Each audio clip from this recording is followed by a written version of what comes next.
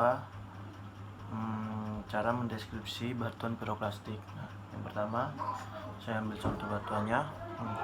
Yang pertama yang kita tahu batuan piroklastik itu adalah batuan hasil dari gunung api yang memiliki ukuran butir. Nah, di sini kita bisa lihat cara batuannya itu, cara mendeskripsikannya dari yang pertama itu warna. Warna ini adalah abu-abu gelap untuk freshnya, dan lampunya di sini bisa abu-abu kecoklatan. Nah, terus untuk tekstur itu teksturnya ada ukuran butir, derajat pembundaran, sama derajat pemilahan. Nah, kalau di piroklastik ukuran butir ini merupakan ukuran butir dari bom atau blok, karena yang kita tahu kenapa saya bilang ini bom atau blok. Nah, setelah saya berikan nama batuannya nanti akan saya jelaskan. Nah, ini ukuran butirnya adalah bom karena agak membundar. Nah, di piroklastik itu ukuran butirnya itu ada bom atau blok itu yang membedakannya itu adalah bom itu membundar, blok itu menyudut. Nah, terus untuk derajat pemilahannya dia terpilah baik, pembundarannya pun dia agak membundar ya. Terus lanjut ke tekstur. Tekstur di piroklastik ini ada setengahnya dari struktur dari batuan piroklastik ini, setengahnya itu adalah struktur batuan beku dan setengahnya itu adalah struktur sedimen. Nah, pada batuan ini itu strukturnya itu skoria karena memiliki lubang-lubang gas. Lanjut ke komposisi mineral. Komposisi mineral di piroklastik itu adalah ada komposisi mineral sialis, ferromagnesian, dan tambahan. Nah, di sini kalau kita lihat komposisi mineral sialisnya itu ada kuarsa, ferronya itu tidak ditemukan, dan untuk mineral tambahnya itu debu atau es. Nah, lalu untuk nama batuannya itu adalah batuan skoria atau yang kalian dengar itu pumice. Nah, perbedaan pumice dan skoria itu adalah di magmanya. Kalau biasa skoria itu dari magma yang encer atau bersifat basa sampai intermediate. Nah, sedangkan si pumice itu lebih ke intermediate sampai asam. Nah, kenapa saya bilang pumice atau skoria ini blok atau bom? Dia terbentuk bukan dari ukuran butir, bukan mengalami proses transportasi, tapi dari buih magma yang tercampur dengan fluida sehingga membeku, sehingga seperti inilah. Jika terbentuk sebesar ini, maka sebesar inilah si batuan tersebut. Baik, lanjut ke batuan kedua. Itu ada batuan ini. Nah, nih batuan ini itu berwarna abu-abu. Ini freshnya nih, ini fresh. Nah, sedangkan lampunya itu abu-abu coklatan di sini, ini lampu. Terus untuk strukturnya itu masif karena nggak ada ditemukan lubang gas maupun perlapisan dan lain-lain.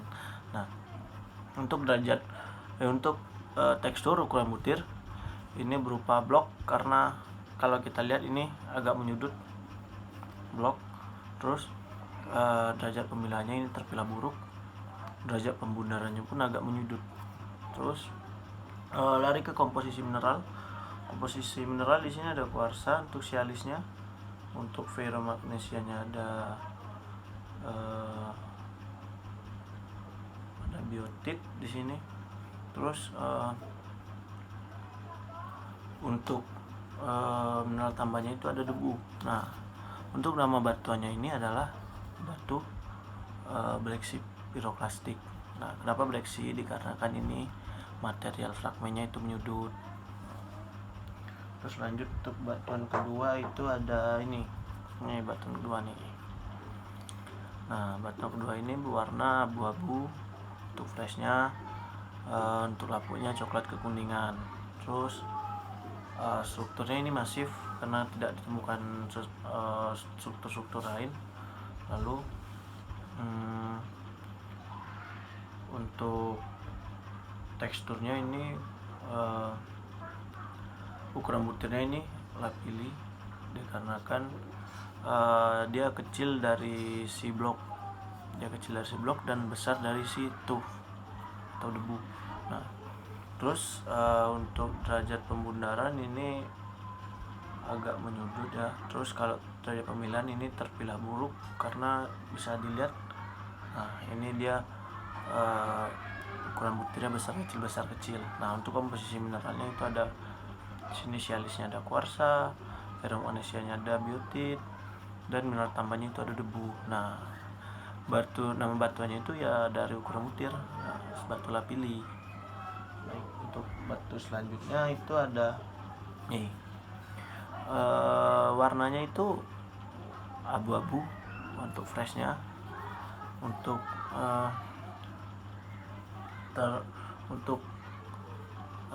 lapunya itu ada coklat sini, ini lapukan batuannya. Terus untuk struktur di sini kita bisa lihat ada perlapisannya di sini, perlapisan. Terus lanjut ke tekstur, ukuran butirnya ini halus, bisa dibilang debu halus atau tuff halus. Terus untuk derajat pembundarannya ini membundar, terus derajat pemilihannya terpilah baik. Untuk komposisi mineralnya ini mineral sialisnya itu kuarsa, ferronya bisa dibilang tidak ada. Komposisi tambahannya itu adalah debu atau es. Nah terus balik lagi, untuk nama batunya itu tuff halus, batu tuff. Nah terus lanjut nih batu nih. Nah batu ini tuh dia terdiri dari dua jenis sih, bukan terdiri dari dua jenis, dia termasuk dalam dua jenis batuan. Dia bisa dibilang batuan beku ataupun batuan piroklastik.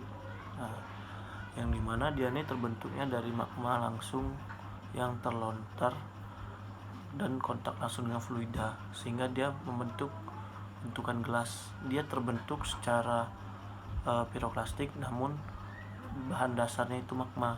Itu maka bisa dibilang batuan beku, vulkanik ataupun batuan piroklastik. Nah, di sini kita lihat untuk warnanya hitam gelap, lapunya hitam coklatan ya.